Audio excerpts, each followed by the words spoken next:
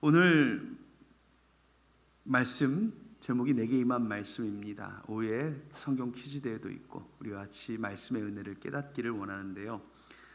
우리나라에는 없는 미국에 이런 농담이 있답니다. 터틀 크리스찬이라고 거북이 교인이라는 말이 있답니다. 느리다는 말 같은데 그게 아니에요. 새는 한 9일을 못 먹어도 산답니다. 사람은 의학적으로는 12일간 굶으면 죽는데요. 개는 20일 정도를 견디는데요. 거북이는 500일을 안 먹고도 산답니다. 뱀은 800일까지 산대요. 곤충들은 약 3년간 음식 없이도 생존하기도 한다긴 합니다. 그래서 여기서 거북이 그리스도인이란 무슨 뜻일까요? 참다운 양식인 하나님의 말씀 없이 사는 신자들을 거북이 교인이라고 한답니다. 우리는 매일 말씀을 먹어야 합니다. 오늘도 꿀송이보다 더 단 하나님의 말씀으로 아름답게 살아가는 우리 이번에 성도들 되기를 예수님의 이름으로 축복합니다. 네. 말씀을 왜 읽어야 할까요? 말씀은 능력이기 때문입니다. 오늘 우리가 읽은 본문에 보면 백성들이 예수님의 말씀을 듣고 은혜를 받아요. 은혜를 받은 이 사람들이 누구예요? 예수님의 고향인 나사렛 사람들입니다. 예수님께서 시험을 40일간 시험 받으시고 그 후에 갈릴리 전역에 다니시며 복음을 전파하시고 많은 병자들을 고치셨습니다. 그리고 그 능력이 온 사방에 전파됐습니다. 그러던 중에 예수님이 자라시던 곳 이 나사렛에 와서 당신의 취임 설교를 하십니다. 이사야서의 말씀을 인용하셔서 읽으신 후에 오늘 우리가 읽은 21절의 말씀을 백성들에게 하십니다. 물론 원래 설교나 말씀은 그보다 훨씬 더 길었을 거예요. 사람들이 그 은혜로운 말씀을 듣고 다 놀라는 겁니다. 오늘 말씀을 통해서 우리가 먼저 깨달아야 될 것은 하나님의 말씀의 은혜를 우리도 받아야 한다는 것입니다. 예수님의 입에서 나오는 말씀은 다 은혜입니다. 우리는 은혜를 받아야 살 수 있는 사람들이에요. 자기 힘으로 못 살아요. 힘든 세상 바라보면 더 힘들어지는 게 세상살이 아니겠습니까? 사람들마다 전부 자기가 제일 힘들다고 합니다. 주변에 힘든 사람이 누가 있을까 보니까 얼마 전에 제가 아는 또 청년이 이혼을 했대요. 그래서 왜 이혼했냐 그러니까 성격 차이로 이혼했다고 합니다. 이혼하신 분들 성격 차이로 이혼할 수 있습니다. 그런데 정말 성격 차이 정도로 이혼할까 싶으면 세상엔 그보다 더 힘든 게 참 많아요. 어려운 가정들 여러분 보셨습니까? 아이들이 반항하는 가정 한번 보셨어요? 제가 아는 목사님 댁은 아이를 입양을 둘을 했는데 그 중에 하나가 자기 입양한 거 안날부터 집을 나가서 온갖 나쁜 일을 하는 거예요. 맨날 경찰서에서 오라고 전화 와요. 이 목사님의 속이 시커멓게 타서 암에 걸렸어요. 그런데도 그 자녀를 어떻게든지 구원하려고 살아갑니다. 가정폭력 있는 가정 보셨어요? 제가 부목사 시절에 늦은 밤 교회에서 일을 보고 있는데 전화가 한 통 왔어요. 목사님 좀 살려주세요. 남편이 너무 때려서 죽을 것 같아요. 그런데 제가 그 밤에 어떻게 집에 찾아갑니까? 경찰을 불렀죠. 온 얼굴이 멍으로 가득해요. 세상에 힘든 가정, 어려운 가정 참 많아요. 서로가 위로가 되어 주어야 할 가정인데 그렇지 못합니다. 세상에 참 힘든 거 많아요. 그런데요, 정말 은혜로운 가정은 그래도 살아가더라고요. 제가 신문기사 쪼가리에서 이렇게 봤는데 너무 은혜를 받았던 내용이에요. 한 남자가 있는데, 남편이 있는데 신부전증이에요. 원래 컨테이너 트럭 운전기사인데 신부전증 때문에 하루에 2번씩 투석을 받아야 돼요. 그런데 컨테이너는 여러분들 아시겠지만 서울 부산을 갔다 오면 자가용처럼 4-5시간 만에 못 가요. 가는데 하루, 오는데 하루예요. 너무너무 힘들어요. 그래서 어떻게 하냐 했더니 부인이 대형 운전면허를 땄어요. 그리고 운전석, 그 큰 차는 운전석 뒷칸이 넓은데 거기서 부인이 운전하면 남편은 누워서 투석을 받는 거예요. 그렇게 부인이 운전하다가 큰 도시에 들어가면 그 입구에서 차를 세우고 이제 남편이 내려서 운전해요. 왜냐하면 운전을 잘은 못하니까. 큰 도시 들어가면 사고 나니까. 그럼 또 거기서부터 남편이 운전하고, 그렇게 그 투석을 받으면서 부부가 같이 운전하면서 살아가요. 얼마나 은혜로운 부부인지 모르겠어요. 이게 바로 은혜 아니겠습니까? 우리 성도들이 세상 사람들과 다르게 깨닫고 받는 가장 큰 은혜는 무엇이겠습니까? 하나님의 말씀인 줄로 믿으시기 바랍니다. 말씀하실 때 하늘에 해와 달이 생겼어요. 천지가 창조됐습니다. 하나님이 말씀하시고 그 말씀을 들을 때 병마들이 물러갑니다. 귀신이 떠나갑니다. 삶의 문제가 해결됩니다. 창세기에 하나님께서 네 이름을 이스라엘이라 하라 말씀하셨을 때 삼촌에게서 쫓기고 형님에게서 쫓겨서 어디 갈 데 없던 진퇴양난이던 그 야곱의 인생의 문제가 해결됐습니다. 예수님께서 내 믿음이 너를 구원하였느니라 말씀하셨을 때 중풍병자가 일어났습니다. 12의 혈루증을 앓던 여인이 고침을 받았습니다. 벙어리가 말을 하고 눈먼 소경이 보게 됐습니다. 주님이 말씀하시면 모든 게 변합니다. 그러므로 우리 사랑하는 이번의 성도들도 주의 말씀의 은혜를 받게 되시기를 예수님의 이름으로 축복합니다. 주님이 말씀하실 때 내 가정이 변화됩니다. 내 직장이 변합니다. 주님의 말씀으로 나갈 때 원수 마귀가 여러분들의 인생에서 떠나가게 될 줄로 믿으시기 바랍니다. 둘째로 이 말씀이 나에게 해주시는 말씀인 줄로 알고 붙들어야 합니다. 오늘 본문의 백성들이요, 나사렛 사람들이 예수님을 죽이려고 합니다. 그 입에서 나오는 은혜로운 말씀을 듣고도 죽이려고 합니다. 그리고 그 은혜로운 말씀을 더 이상 듣기 싫어하고 받아들이지 않으려고 합니다. 은혜로운 말씀인 줄 알면서도 은혜를 받지 못하는 거예요. 분명히 하나님의 말씀은 은혜가 있는데 그 말씀을 은혜로 받지 못하니 얼마나 큰 문제입니까? 우리가 아프리카의 코끼리를 보고도 배울 점이 있어요. 여러분, 코끼리는요 등치가 제일 커서 아프리카 초원에 왕은 사자라는데 사자도 코끼리 코 한 방에 나가 떨어져요. 발길 한 방이면 코끼리 코 발길 한 방이면 사자도 안 됩니다. 이 초원의 강자인 코끼리가 등치도 크지만 단점도 있어요. 더운 아프리카에서 그 큰 몸을 유지하기 위해서는요 지혜롭게 먹어야 합니다. 자신의 이빨을 튼튼하게 하기 위해서, 상아를 튼튼하게 하기 위해서 대나무를 즐겨 먹습니다. 그런데 그것만으로는 철분을 유지하기가 부족하니까 가끔 죽은 동물의 뼈도 씹어 먹어요. 그걸 통해서 철분을 유지합니다. 칼슘을 보충합니다. 그리고 보통 하루에 300kg 정도의 먹이를 먹습니다. 그러면서도 자기 몸에 꼭 필요한 영양분들을 찾아가면서 먹는 거예요. 그리스도인들의 건강도 마찬가지입니다. 꼭 필요한 것을 먹어야 합니다. 그러면 여러분들 인생에 꼭 필요한 게 뭐예요? 하나님의 말씀입니다. 그런데 이 말씀을 편식하는 사람들이 있어요.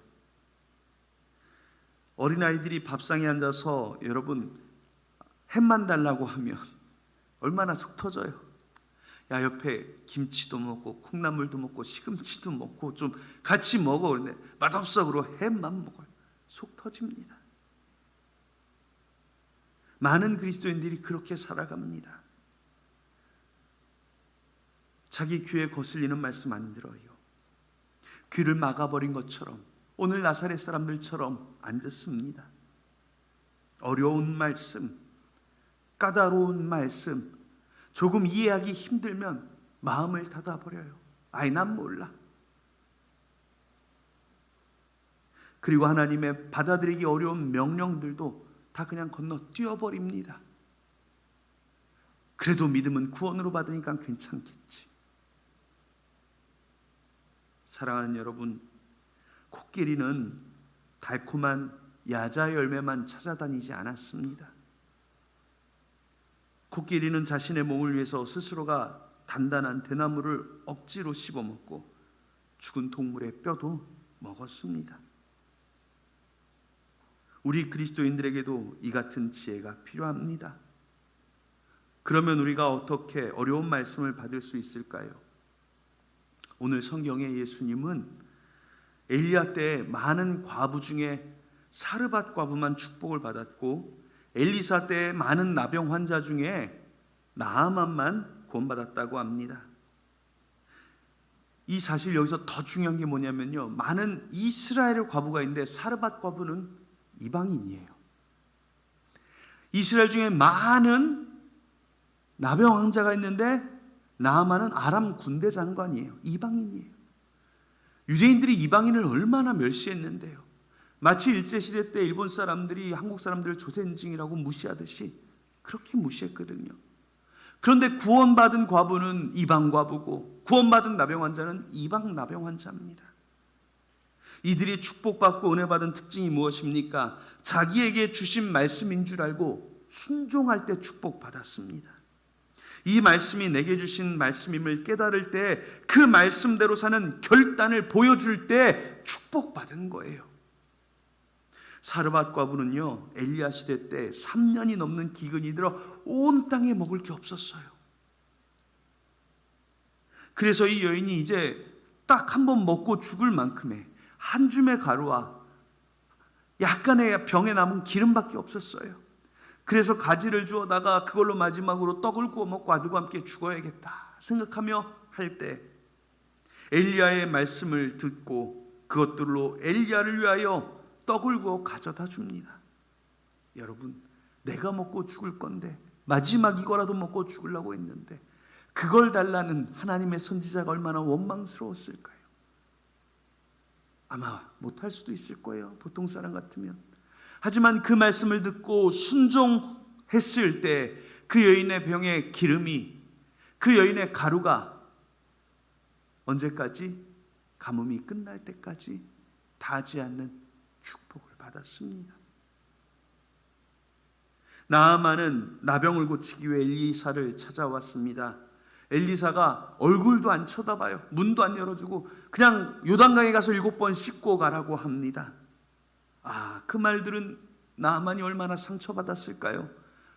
내가 군대 장관인데, 우리나라로 치면 합참 장군인데 얼굴도 안 보여줍니다. 몸만 씻고 가랍니다. 내 생각에는 나와서 나를 위해 막 축복하고 막 방울을 흔들고 날뛰고 할 줄 알았는데 얼굴도 안 보여주고 그렇게 하라고 하니 나만이 심정이 상했어요.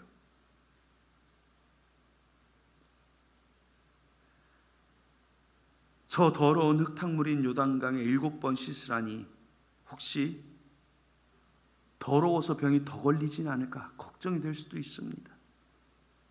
하지만 나아만은 그 말씀을 듣고 순종하여 자신에게 주신 말씀인 줄로 믿고 말씀대로 결단하여 그 요단강에 몸을 씻었을 때 그 몸이 깨끗하여지는 놀라운 축복을 받게 됩니다. 사랑하는 여러분, 내 귀에 좋은 말씀, 내 마음에 좋은 말씀 아닙니다. 하나님의 말씀이기에 그 말씀이 내게 좋은 것이 되고, 하나님의 말씀이기에 그것이 내게 축복이 되는 겁니다. 그러므로 어려운 말씀, 내가 받아들일 수 없을 정도 말씀이라도 믿고 순종하고 결단할 때 그 삶에 놀라우신 하나님의 기적이 임하게 될 줄로 믿으시기 바랍니다. 셋째로 주님이 보여주시는 말씀의 비전을 바라봐야 합니다. 성경은 몇 권이죠? 66권입니다. 장수는 몇 장일까요? 1189장입니다. 그리고 이건 제가 못 외운 건데 한글 성경 기준으로 글자 수가 133만 1678자랍니다. 이 길고 긴 말씀의 내용은 오히려 압축되어 있고 함축되어 있습니다. 그 말씀의 요약을 가장 함축하면 바로 요한복음 3장 16절이죠. 하나님이 세상을 이처럼 사랑하사 독생자를 주셨으니 이는 그를 믿는 자마다 멸망하지 않고 영생을 얻게 하려 하심이라. 아멘. 하나님이 뭐 하신대요? 사랑하신답니다. 그래서 하나님은 우리 인생의 축복과 구원을 이야기하시는 겁니다. 여러분을 너무 사랑하시니까 축복하시는 거고, 여러분을 너무 사랑하시니까 구원하시는 겁니다. 인간을 창조하신 하나님이 말씀하십니다. 창세기 1장에 하나님이 그들에게 복을 주시며 하나님이 그들에게 이르시되 생육하고 번성하여 땅에 충만하라. 땅을 정복하라. 바다의 고기와 물고기와 하늘의 새와 땅에 움직이는 모든 생물을 다스리라 하시니라. 무엇을 주셨어요? 복을 주셨어요. 생육하고 번성할 복을 주셨습니다. 아브라함에게는 창세기 12장에 내가 너로 큰 민족을 이루고 내게 복을 주어 너를 창대하게 하리니 너는 복이 될지라. 아브라함에게도 믿음의 조상 아브라함에게 복을 주시며 그가 복이라 말씀하셨습니다. 히브리서에서는 말씀하시기를 이르시되 내가 반드시 너에게 복 주고 복 주며 너를 번성하게 하고 번성하게 하리라 말씀하셨다고 성경은 약속합니다. 야곱이 하나님의 사자를 붙들고 야복 나루강가에서 씨름할 때 그 사자가 떠나려고 할 때 어떻게 합니까? 내게 축복하지 아니하면 가게 하지 아니하겠나이다. 간절할 때 그 이름을 이스라엘로 바꿔주시며 하나님이 다스리시는 나라가 되게 하셨습니다. 다윗에게는 영원한 소금 언약을 주시며 내 이름을 위대하게 하리라. 내 왕위를 영원히 하게 하리라 약속하셨습니다. 하나님의 비전이 뭡니까? 여러분들을 축복하시는 비전입니다.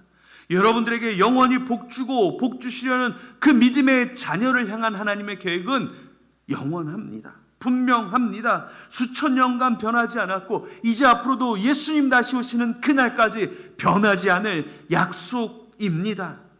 사랑하는 여러분, 저와 여러분은 이 약속을 받은 사람인 줄로 믿으시기 바랍니다. 우리 모두가 하나님의 축복의 약속 받은 사람입니다. 이제 그 약속을 우리가 믿음으로 꼭 붙드는 것이 우리의 믿음의 생활입니다. 우리에게 주신 이 놀라운 축복의 약속을 붙들고 믿음으로 승리하는 성도들이 되시기를 예수님의 이름으로 축원합니다. 예수님의 말씀을 들은 나사렛 사람들은 오히려 예수님을 시험하려 하지요. 너희에게 이제 은혜가 임하고 구원이 임하였다. 예수님이 위로하며 복음을 선포하며 은혜를 선포하는데 나사렛 사람들은 기적을 보여달라고 합니다. 야, 네가 갈릴리에서 했던 그 기적이나 한번 보여봐. 그 말씀에 관심이 없고 그저 마술과 같은 기적만 보여달라고 합니다. 살아계신 하나님의 말씀이 도리어 단번에 저잣거리의 광대가 되어버리는 순간입니다. 그러자 예수님은 이 말씀은 오늘 너희에게 임하지 못했다고 선포하십니다. 주님의 말씀을 주신 은혜를 받지 못하는 사람들은 하나님의 비전을 공유하지 못합니다. 왜 그럽니까? 결국 이들은 이 말씀이 실제로 일어날 거라고 믿지 않았기 때문입니다.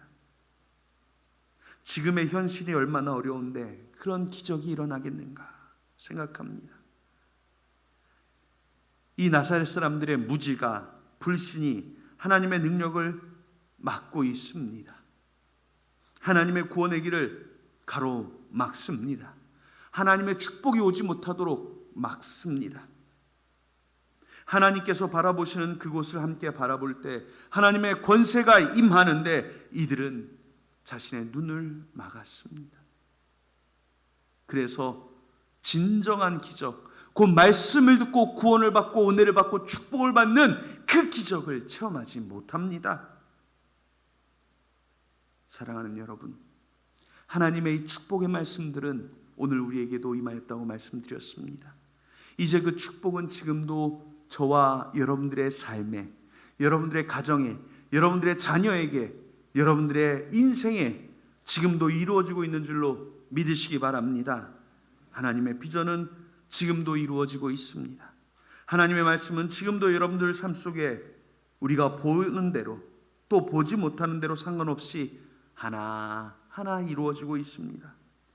그 누가 아무리 뭐라고 해도 하나님은 그 일을 이루어 가십니다. 그렇다면 우리는 무엇을 해야 할까요? 그 놀라운 말씀이 이루어지는 기적을 믿음으로 붙들고 말씀으로 붙들고 기도로 붙들며 살아가야 합니다. 예수님을 벼랑으로 밀어 죽이려 하는 그 사람들을 지나 예수님은 사라져 버립니다. 왜냐하면 그 자리는 주님이 계실 곳이 아니기 때문입니다. 우리가 찾는 그 자리, 예수님이 계시는 곳입니까? 주님이 계실 자리는 깨끗하고 좋은 자리일까요? 우리는 주님 깨끗하고 좋은 곳에 모시고 싶지요. 실제로 성도들이 신방받는 걸 가장 싫어하는 이유가 뭔지 아십니까? 청소해야 되기 때문입니다. 목사님 모시면 청소해야 돼서. 그런데요, 예수님은 더러운 곳을 상관하지 않으십니다. 그분이 태어나기에 마국간도 상관이 없었던 분입니다. 예수님은 궁궐을 원하지 않으셨습니다. 그저 세리라도 창녀라도 예수님을 사랑하는 사람, 예수님을 간절히 원하는 사람이 있는 곳이면 그곳에 가셨습니다. 예수님의 사랑을 받을 자격이 있는 사람은 바로 예수님의 음성에 귀를 기울이는 사람, 예수님의 말씀을 가슴으로 받는 그 사람이지요.